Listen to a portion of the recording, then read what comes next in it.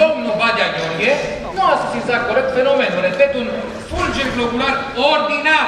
Adică ce, bă, degetule, că eu sunt ordinar. Că doar și vaca mea s-o sesizat atunci și Sara o refuzat să dea lapte. Nu. Cred că eu nu mi-a dat seama.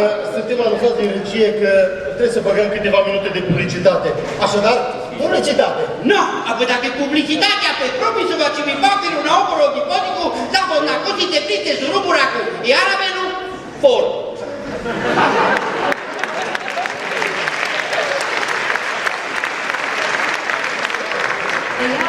Am ieșit în emisie. Am ieșit? Mai nebunit de cap cu publicitatea ta. De 2 ore mă omor de cap cu publicitatea ta. N-am ce face, că trebuie o grămadă de bani pentru doctori. De ce?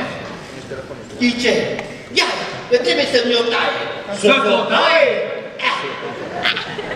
Păi, și să o taie toată? Toată bine, soi. Ori că iau ei, ia să-i în bucăți mai frumos după aia și o dau la oameni. Dar de ce să o taie la oameni? S-o mânce! Ia, s-o mânce!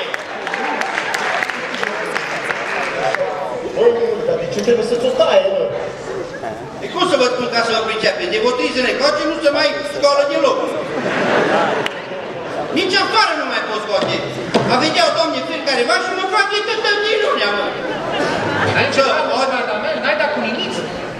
Da, bă, cum n-am dat? Ori prima oară am dat-o cu oțet. Așa, o puțit, bă, de multa față. După aia am dat-o cu o vazilină de aia neagră ce-am văzut-o într-un sertar din la bună. Bă, eu picat în părul, așa e șadă, e dat de luă.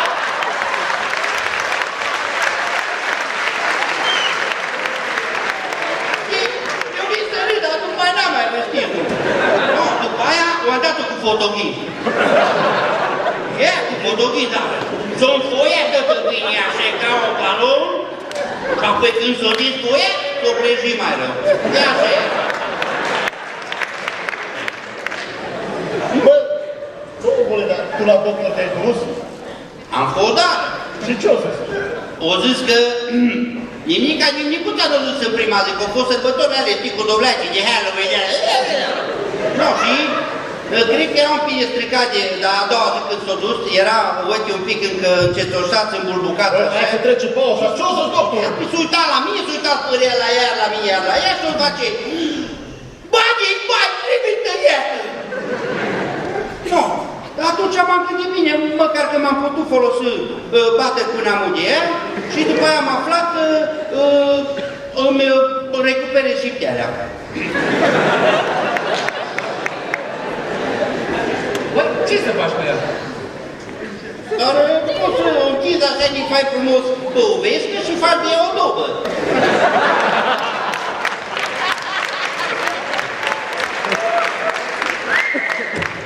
Atențiune, în 2 minute revenim în direct.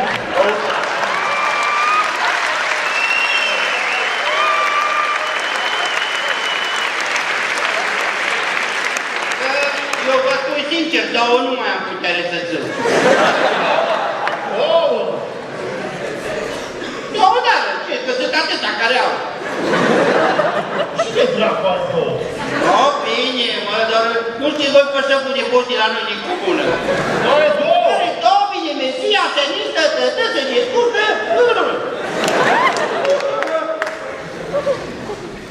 Și altcineva?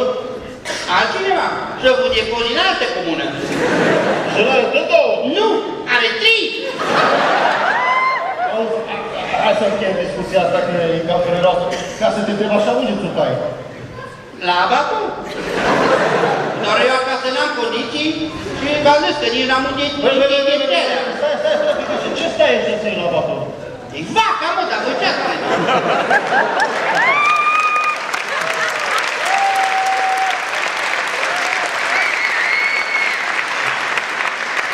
Hai și cu mare necaz, poate. Păi da, cine are năcaz, mare la mare năcaz are. Atențiune, intrăm din nou în direct în 3, 2, 1, acțiune! Da, doamnelor și domnilor, am revenit în direct pe perioada pauzei, am avut curiozitatea să ne cățărăm în arborele genealogic al lui Badea Gheorghe, să vedem cine îl precede ereditar. Lenuța, mătușa din partea mamei, obișnuia să schimbe prin operație sexul de 2 ori pe an. În ultimul ei an de viață avea 5 băieți ca și tată și 3 fete ca și mamă. Măricuța, bunica lui Badea Gheorghe, decedată interbelic, obișnuia în fiecare zi să măture tot satul. Harnică femeie! Pe care cele din urmă l-a și aprins. Acestea fiind spuse, doamnelor și domnilor, în concluzie, putem să lăsăm pe Badea Gheorghe să tragă absolut toate concluziile.